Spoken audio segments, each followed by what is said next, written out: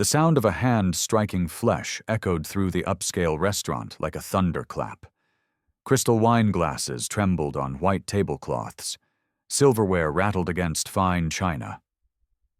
The murmur of polite conversation died instantly, replaced by a suffocating silence that pressed down on every witness like a physical weight. In the center of the dining room, beneath an ornate chandelier that cost more than most people earned in a year, a woman in an elegant emerald dress crumpled to the marble floor. Her hand instinctively went to her swollen belly. 7 months pregnant, visibly so, while the other touched her reddening cheek where the blow had landed. Above her stood Marcus Blackwood, tech billionaire, philanthropist, magazine cover regular, and according to Forbes, one of the most influential CEOs under 40. His tailored suit probably cost $10,000. His watch could have fed a family for months, and his eyes, cold as winter steel, showed no remorse for what he'd just done to the woman carrying his child. If you believe that courage means standing up when others sit silent, that real strength protects the vulnerable, please take a moment to like, comment, and subscribe to Bike Diaries. These stories remind us that heroes don't always look like we expect. Her name was Elena Blackwood, though she'd been Elena Rodriguez before the fairy tale marriage turned into a nightmare. She'd believed in him once, believed the charm, the promises, the vision of a life where success and love could coexist. But behind closed doors, away from cameras and shareholders, Marcus had shown her who he really was. A man who needed control more than oxygen. A man whose anger was a living thing that erupted without warning. A man who saw his pregnant wife as property, not a person. The other diners sat frozen. This was Celestine, the most expensive restaurant in Chicago, where reservations required weeks of waiting and meals began at $300 per person. The clientele were titans of industry, old money families, celebrities seeking privacy. They were accustomed to discretion, to minding their business, to the unspoken rule that what happens at a powerful man's table stays at his table. Elena tried to stand, her legs shaking, her breath coming in short gasps that sounded too loud in the terrible quiet. "Marcus, please," she whispered. "Not here. Not in front of what?" Marcus's voice was eerily calm, the kind of calm that precedes volcanic eruptions. "These people? You think they care? You think any of them will do anything?" He looked around the room with a contemptuous smile, daring anyone to contradict him. Heads turned away. Eyes found sudden fascination with bread baskets and wine lists. A woman in diamonds clutched her husband's arm, and he shook his head slightly. "Don't get involved." The waiters stood paralyzed by the kitchen doors. The sommelier pretended to study a wine bottle. Even the maitre d', a man who'd managed this establishment for 20 years, couldn't decide whether protecting a customer meant the abuser or the victim. Marcus reached down and grabbed Elena's wrist, yanking her halfway to her feet with a force that made her cry out. "You embarrass me," he hissed. "Question me in public? Make me look weak? I built an empire. I own senators. I control markets. And you think you can challenge me about where I was last night?" "You came home smelling like perfume," Elena said, her voice breaking. "I just asked—" The second blow came faster than the first. Elena's head snapped to the side, and this time she went down hard, her shoulder hitting the edge of a table, sending a wine bottle crashing to the floor where it shattered, spreading Bordeaux across white marble like blood. And then the door opened. Nobody had noticed the rumble of motorcycle engines outside. The valet parking attendants had, shifting nervously as 6 Hells Angels pulled up to the curb in front of Celestine, where Harleys definitely didn't belong among the Mercedes and Teslas. But inside the restaurant, the sound of expensive silence had drowned out everything else, until 6 men in leather vests walked through the heavy oak door. They didn't belong here. Everything about them said wrong place. The scuffed boots on pristine floors, the road dust on their jackets, the patches and insignia that spoke of brotherhood earned through loyalty, not boardrooms. The maitre d' stepped forward, already forming the words we required: jackets and ties, but something in the lead biker's eyes stopped him cold. His name was Cole Reaper Morrison, president of the Hells Angels Illinois chapter. He was 53, gray beard, face weathered by decades of highway wind, eyes that had seen enough of life's ugliness to recognize it instantly. Behind him walked his brothers, Tank, a mountain of a man with arms like tree trunks, Ghost, lean and quiet with prison tattoos visible at his collar, Hammer, who'd been a Marine before he was a biker, Snake, who fixed bikes and broken people with equal skill, and Wrench, the youngest at 35, who still believed the world could be better than it was. They'd stopped for lunch, just 6 guys riding through Chicago on their way to a charity event for veterans. They'd pulled up to what they thought was a diner, realized their mistake when they saw the valet stand, and were about to leave when they heard the sound through the restaurant's front window. The sound of a woman's scream, cut short. The sound of glass breaking. The sound that made every man among them remember why they'd taken an oath to protect those who couldn't protect themselves. They walked in and saw everything in one terrible glance. The woman on the floor, pregnant and crying. The man standing over her, fist still clenched. The room full of witnesses doing absolutely nothing. Reaper's jaw tightened. He'd been in prison once, 20 years ago, for putting a man in the hospital who'd been beating his girlfriend in a parking lot. He'd served 18 months, lost his job, nearly lost his club, but he'd never regretted it. And looking at this scene now, he knew some things were worth the consequences. "Hey." Reaper's voice cut through the silence like a chainsaw. Not loud. Didn't need to be. Just certain. "Step away from her." Marcus turned, and his face cycled through emotions. Surprise, confusion, then outrage. "Excuse me? Do you know who I am?" "Don't care who you are," Tank rumbled, his voice like an idling engine. "Saw what you did through the window. You're done." The 6 bikers fanned out, not aggressively, but with the kind of casual competence that comes from men who've been in enough fights to know exactly how this could go. They didn't pull weapons, didn't crack knuckles or make threats. They just positioned themselves between Marcus and Elena, forming a wall of leather and loyalty. Marcus looked around the room for support. Surely someone would back him up. Call security. Call the police. Call someone to remove these thugs from this establishment. But the other diners were watching now with a different kind of attention. Some with guilt, some with relief that someone was finally doing something, and some, maybe with shame, that it took strangers in motorcycle gear to show them what courage looked like. "This is a private matter," Marcus said, his voice rising. "Between me and my wife.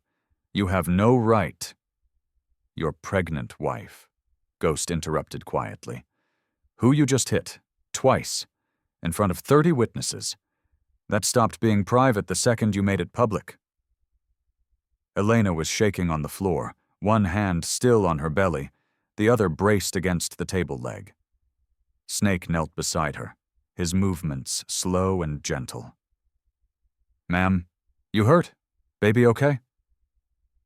She nodded, then shook her head, then nodded again, too overwhelmed to process what was happening. A stranger, a biker covered in tattoos, was showing her more kindness than her billionaire husband ever had. "I'm calling the police," Marcus announced, pulling out his phone. "You're trespassing, threatening me. I'll have you arrested for—" "For what?" Hammer stepped forward. Former Marine, still carried himself like one. "For walking into a public restaurant? For telling you to stop hitting a pregnant woman? Please, call the cops. I'd love to give them a statement about what we saw." Marcus's finger hovered over his phone. He was calculating now. His lawyers, his reputation, the optics of Marcus Blackwood, champion of progressive causes and women's empowerment, being arrested for domestic violence, the stock price, the board, the carefully curated image that would shatter faster than that wine bottle. He lowered the phone. "Elena," he said, and his voice had changed now, gone smooth and concerned, the same voice he used in shareholder meetings when he needed to convince people he cared about their problems. "Baby, let's go. Home. We can discuss this privately. These men are making you uncomfortable. Let me take you somewhere safe. If you've ever stayed silent when you should have spoken up, hit that subscribe button now. Let these stories remind us that doing the right thing sometimes means standing up when no one else will." Elena looked at Marcus, then at the bikers, then at the room full of wealthy, powerful people who'd watched her husband abuse her and done nothing. Something crystallized in that moment, a clarity born of desperation and strangers' kindness. "No," she said. The word came out small, but it was there. "I don't want to go with you." Marcus's mask slipped. "What did you say?" "I said no." Louder this time. Elena let Snake help her to her feet. She swayed slightly, and Tank moved closer in case she fell, but she steadied herself. "I'm not going anywhere with you." "Elena, you're being irrational. These men have you confused. You're pregnant, you're emotional." "I'm terrified," Elena said, and tears streamed down her face, but her voice was stronger now. "I've been terrified for months. Every time you come home angry, every time you grab my arm too hard, every time you tell me I'm worthless and stupid and lucky anyone puts up with me, I'm done." The restaurant was silent again, but this time it felt different. People were listening. Really listening. A woman in the corner booth had tears on her face. A man in a suit looked sick with shame. Marcus took a step toward Elena, and instantly all 6 bikers moved. Not threatening. Just there. A wall that said, "You'll have to go through us." "You're making a scene," Marcus hissed. "You'll regret this. You have nothing without me. No money, no home, no future. You're nobody." "She's somebody to us," Reaper said quietly. "She's somebody who needs help. And we don't let men hit women. Ever. For any reason. I don't care if you're a billionaire or a beggar. Doesn't matter." Wrench pulled out his phone. "Ma'am, I'm calling a domestic violence hotline. They'll send someone to help you. Somewhere safe to go. Legal advice. Whatever you need." "You can't," Marcus started. "We just did," Hammer said. "And here's what's going to happen now. You're going to leave this restaurant. You're going to leave her alone. You're not going to follow her. You're not going to threaten her. And if you even think about retaliating, remember that 30 people just watched you assault a pregnant woman, and 6 of us are very happy to testify about what we saw." "I'll destroy you," Marcus said, but there was desperation in it now. "I have lawyers, resources. I'll bury you in lawsuits. I'll—" "Do it," Ghost said calmly. "I've already been to prison. Don't scare me. And brother—" He stepped closer, voice dropping lower. "You're real brave hitting a woman half your size. How about you try hitting someone your own size? Right now. Right here. I'll even let you throw the first punch." Marcus looked at Ghost. At the scars, visible on his knuckles. At the absolute absence of fear in his eyes. And Marcus Blackwood, master of the universe, controller of markets, breaker of competitors, took a step backward. "This isn't over," he said. "Yeah," Reaper replied. "It is." Marcus looked around the room one more time, searching for an ally, for someone to validate his authority. But the other diners were no longer looking away. They were watching him, judging him, seeing him clearly for the first time. He left. The door closed behind him with a soft click that somehow sounded louder than his earlier violence. Elena collapsed into a chair, sobbing. Not from pain or fear this time, but from relief so overwhelming it felt like drowning and breathing at the same time. A waitress brought her water with shaking hands. The maitre d', face red with shame for his earlier inaction, approached and said quietly, "Your meal is complimentary, ma'am, and if you need anything at all, please let us know." Snake was already on the phone with an advocate from a domestic violence shelter. Tank stood by the door, making sure Marcus didn't come back. The others pulled chairs up around Elena, forming a protective circle, giving her space but letting her know she wasn't alone. "Why did you help me?" Elena asked through tears, looking at these 6 strangers who'd risked so much for someone they didn't know. "You don't even know me." Reaper sat down across from her, his weathered face gentle. "Ma'am, you don't have to know someone to know they need help, and you don't have to know someone to know what's right. We've all got people we love, mothers, sisters, daughters, wives. Any man who'd hurt them would have to go through us. Same goes for you." "But he's powerful. He meant what he said about lawyers and—" "Let him come," Hammer said. "We're not scared of lawyers, and honestly, after today, after 30 witnesses saw what he did, and we have our testimony, his lawyers are going to tell him to settle quietly and hope this doesn't become national news. Men like him, they're terrified of public shame more than anything." Over the next hour, the advocate arrived, a woman named Patricia, who worked with a shelter network. She sat with Elena, explaining her options, her rights, the resources available. The bikers stayed, a silent wall of protection, making sure Marcus didn't return, making sure Elena felt safe enough to make the hardest decision of her life. "I have nowhere to go," Elena said quietly. "No family nearby. All our friends are his friends. The apartment, the bank accounts, everything is in his name or controlled by him. I have nothing." "You have us now," Wrench said. "We know people, safe houses, women who've been through this and made it out the other side. Lawyers who specialize in this kind of thing and work pro bono. You're not alone in this." Patricia nodded. "We have a secure location. He won't be able to find you. We'll help you file for a restraining order. Document the abuse. File for divorce with emergency provisions. You're 7 months pregnant, which means the court will take your safety very seriously." "What about money? Medical bills for the baby? I don't have—" "We'll figure it out," Reaper said simply. "One step at a time. Right now, the only thing that matters is you and that baby being safe." Elena looked at these 6 men who'd walked into her nightmare and refused to look away. Who'd done what 30 wealthy, powerful people hadn't, stood up and said enough. "Thank you," she whispered. "I don't know how to repay—" "Don't repay us," Snake said. "When you're safe, when you're strong again, you help the next person who needs it. That's how this works. Kindness doesn't end. It echoes forward." Before you continue watching, tell us in the comments. Would you have stood up?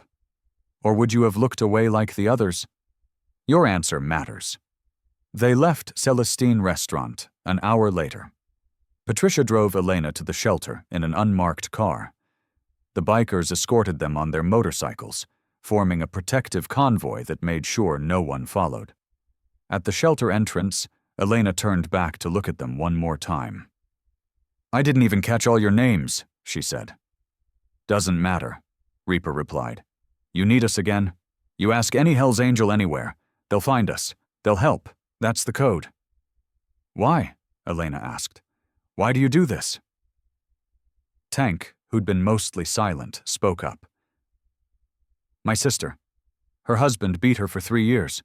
Nobody helped her. Nobody stood up. By the time someone did, it was almost too late. She survived, but barely. We all made a promise after that. Never again.